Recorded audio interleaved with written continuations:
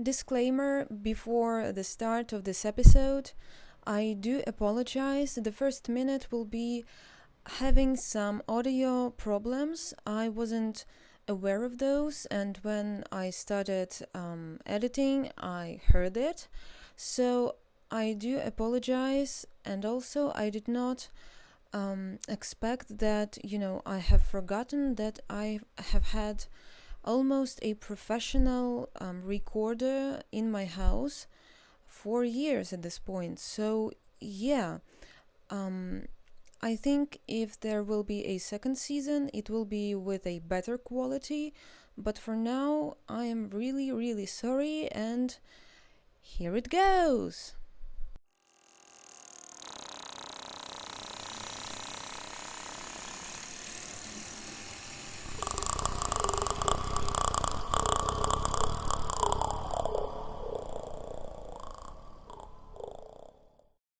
Ah! My failures haunt me. Oh, yes, yes, it's a scary, scary topic.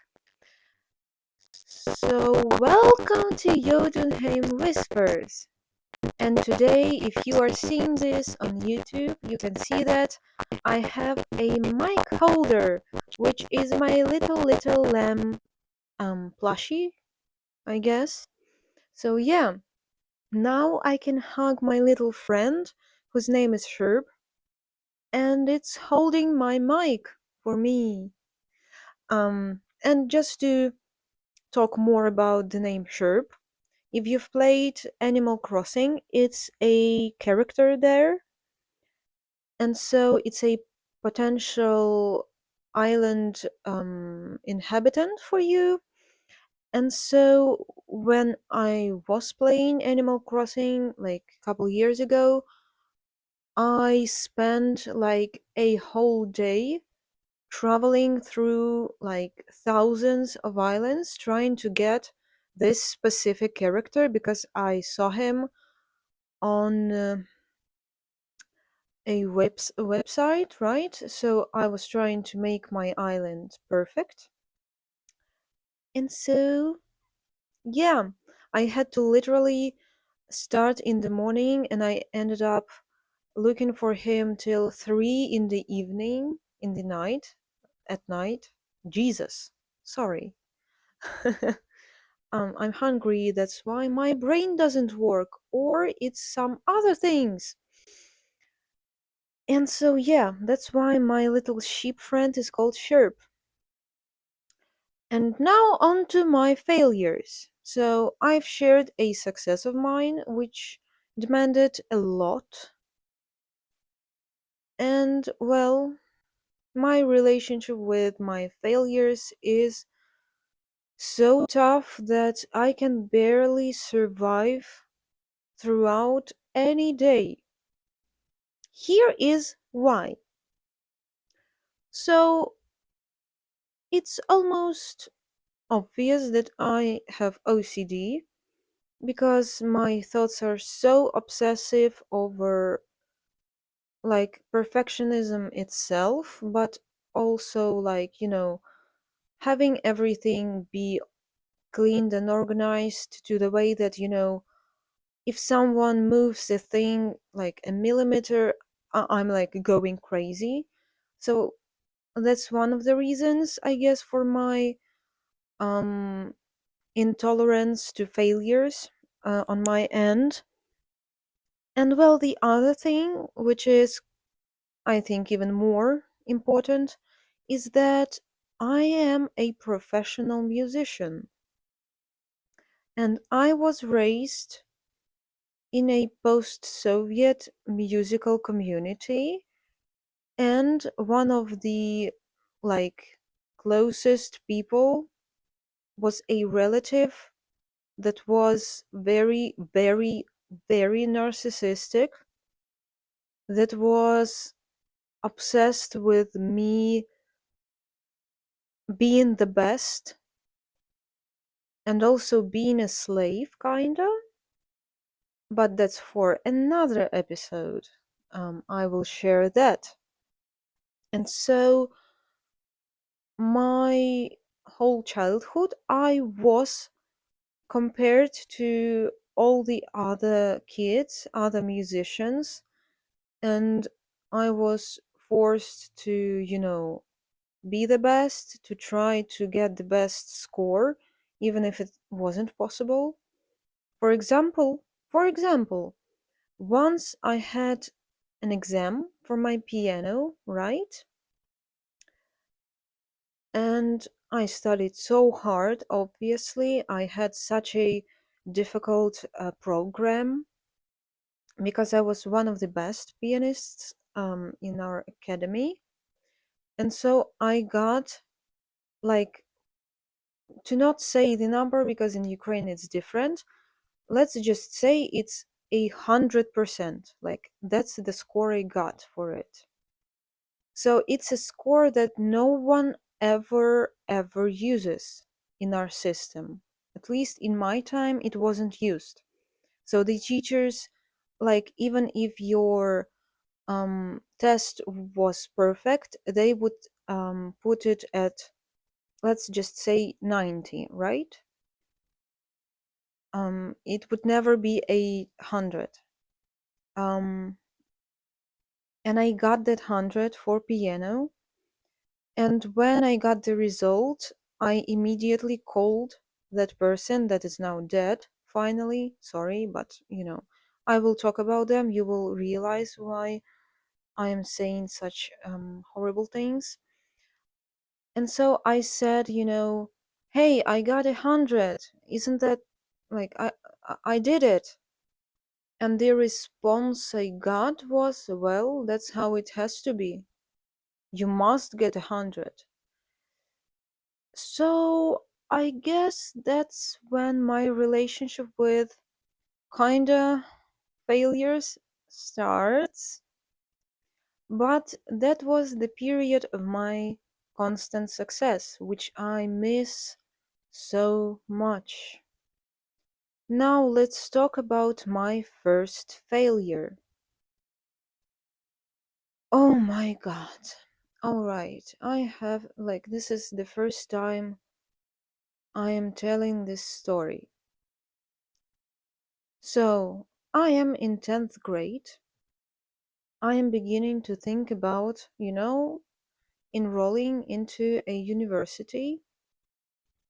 And at least I was raised that way, that unfortunate way that, if you study in your country, then you are not successful. You have to study abroad. And, like, it's not true. No one can guarantee anything. No one can say that something is better than, your country and stuff. So I regret not studying here. And so I started researching universities in America. And obviously, the establishment I found was Juilliard. And yes, if you know what it is, like, obviously, like, the story's finale will be obvious, but it wasn't for me. It wasn't obvious for me. And so for a year, I was preparing for the enrollment. I was preparing the documents. Obviously, I had no help because, like, no one around me spoke English, so no one could help me except for myself. And so I have written composition pieces specifically for this process. I recorded them in a studio specifically, again, for that. And then I sent the documents and I started waiting. And and I was so hopeful. I was almost sure that I would be successful at that because up to that point, any competition, any exam, I would get the best score. I would be the best. And so, I got how is this called? So, you're supposed to pay a fee to send your application there, and it's like $100 or more. And I could like write a letter describing my financial situation. Obviously, we could not pay that, and so that got accepted, and that kind of made me believe for some reason that I would enter Juilliard. And so I was waiting for months after submitting my application, and I still remember that morning. It was January. It was after the winter vacation. Well, the time off, I mean. And it was like 7 in the morning, so I just woke up for, academy and stuff. And I saw the email from Juilliard. And I got so nervous and excited, as anyone could predict. And I opened it, I started reading, and I saw the word unfortunately, and that was the first time that I failed at something. Because previous to that, I would be perfect. I would always achieve everything I would want. I would put in the work and I would achieve it. I would reach any goal. So here I was sure that I would get into that university. And seeing that word crushed me so much. And they also tell you that we are not supposed to say the reason why you're not accepted. So I didn't even know why it happened. And I was so crushed that I couldn't talk about it. I I couldn't bring myself to tell my mom that, all of these efforts just went into vain. Um, and like some time passed, and I forced myself to inform my family, and they weren't like mad at me or angry, but I got so disappointed in myself that to this day I haven't healed from it. So it's been 6 years. It soon will be 7 years after that. I don't have a degree because I dropped out of another um, conservatory when war started, and I still remember that moment of reading that letter and realizing that I am not special anymore. I am not worthy anymore. I did not achieve something I've been working on my whole life. And, you know, yeah. And also, like, not having the money for education did not help at all, I guess. So that was my first failure, which was the worst one. Now I just expect them from myself, which is not really fun because,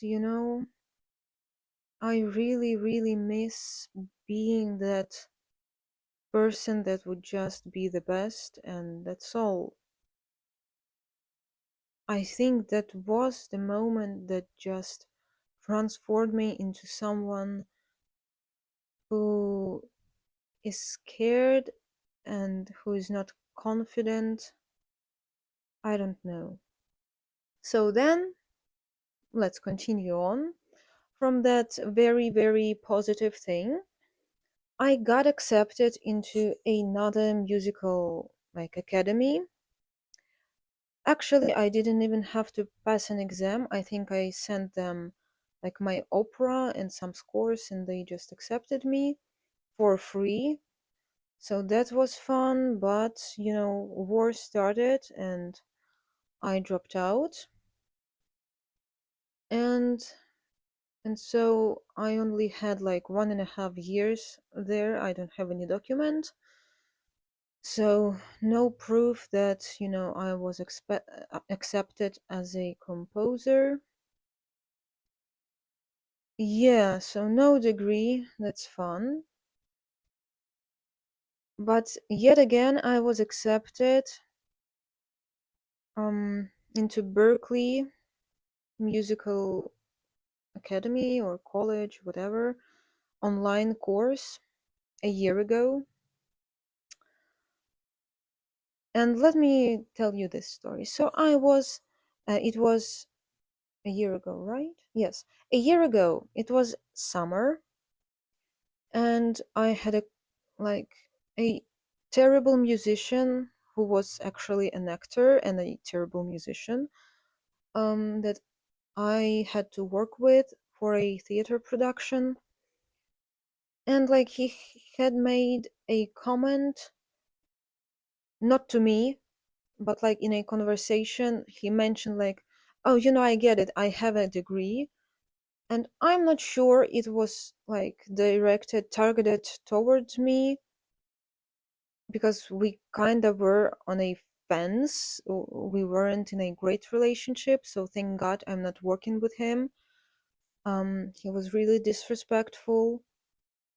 So I just suspected that he talked to my nicer colleague that I work still with, and he's a good person, but I think maybe he slipped that info out. I don't know.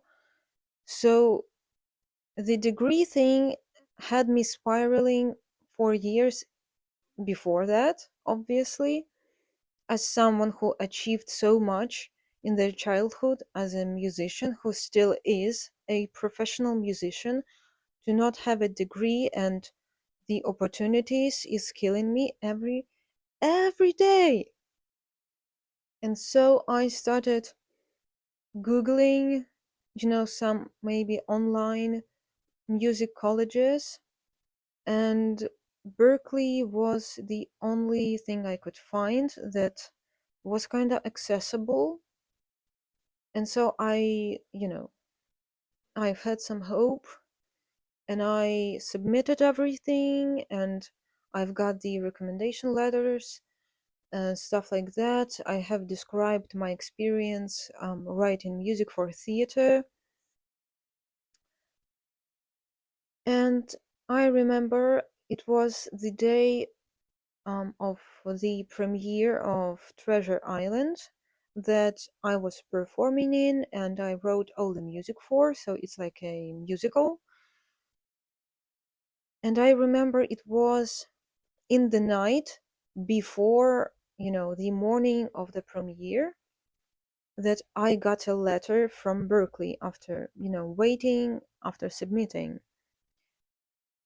And I was like, okay, stop. Okay, it's the night. The most important thing is the premiere and your performance. Like, just don't get your hopes up. You remember what happened with Juilliard. Just, don't hope for anything, stuff like that. And so I read it, and it was like, we are inviting you to join us. And I was so surprised by that. I was so happy. I accepted immediately. And then there was like payment thing, and I was like, well, like they have it on their website that they have scholarships. So I wrote to the financial like department or something about a scholarship. So I had a CSS profile and I paid for it, right? If you know what that is, it's for financial like um, assistance and stuff for international students as well. And so I wrote to the Berkeley support team, and they were like, so for the online programs, actually, we don't have any scholarships. And the degree costs $75,000, which is an amount of money that I've never seen and I cannot even imagine. And so just recently, the deadline came for paying. So I had just a year to enroll and pay for like the tuition. And so that's the third failure on the education thing. Unfortunately, I am still without a degree, and they kept emailing me about, it's your last chance to pay and enroll. And it was heartbreaking seeing um, these emails, I guess, especially knowing how much money I'd spent on my health recently, on the medication, on those freaking MRIs and EEGs, all of those things. It's just, at this point, I feel like education is not possible for me, although I've tried and I have knowledge. Like, I've been trained professionally in classical music. That's why it's so painful. It's that I worked since I was 4 years old and I haven't achieved it. Unfortunately, it is so heartbreaking for me. It's crazy. So, yeah, now I cannot, even go. Oh, what was that? Sorry. Go audition as a violinist because, again, I don't have a degree. So I cannot find a job. And it makes me hopeless about my future. Let's talk about some more failures, I guess. Hmm, which one should I pick? Well, I feel like a failure anytime I speak to a person because I cannot talk to people. I cannot. My intonations are probably wrong all the time, and I do not pick up on social cues, and I don't know what to say. I don't know how to behave, and there are things that hurt me that, you are supposed to ignore that, but I cannot. So, for example, like a couple days ago, I think I was interrupted all the time by two people. Like there were three of us. We watched a movie, and like we went for a walk. Those weren't my friends. It was just, a relative and their friend. And I got interrupted like 5 times in 10 minutes, so I couldn't even get a word in. And I got so hurt that, they had plans with me. And I said, you know what, like, go without me. I'm just gonna go home, do some errands. And it was raining and they had umbrellas. I didn't. So it was, very, very cinematic, I guess. Me just walking under the rain, being all wet, thinking about how unfairly people treat me. Because, like, we talked with my relative after, and they said, well, that's how we communicate. And I was like, all right, then I won't be joining you. Like, if it's okay for you two to interrupt each other, to, talk all over each other, that's all right. I don't want you to, you know, be uncomfortable while communicating with your friends and stuff.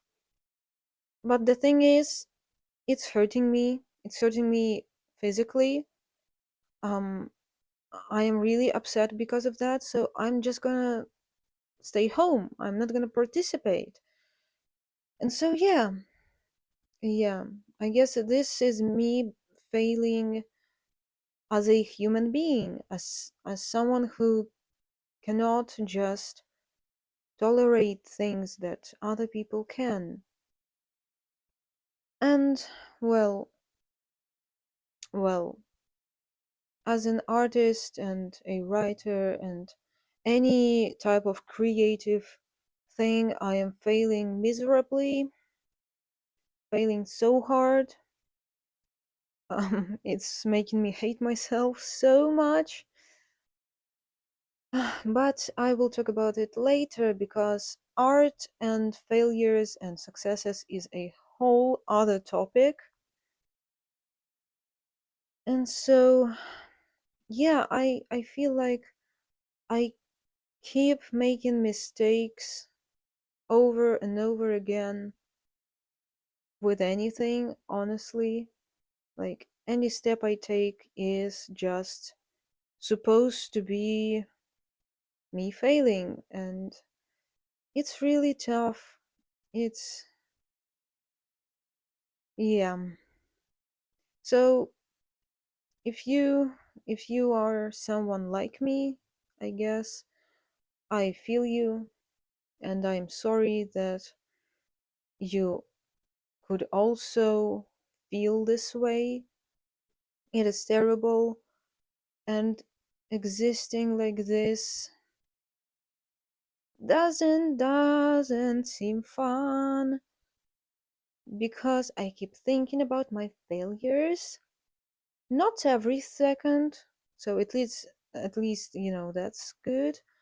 But every hour I remember that I don't have a degree and I failed and I'm kinda done.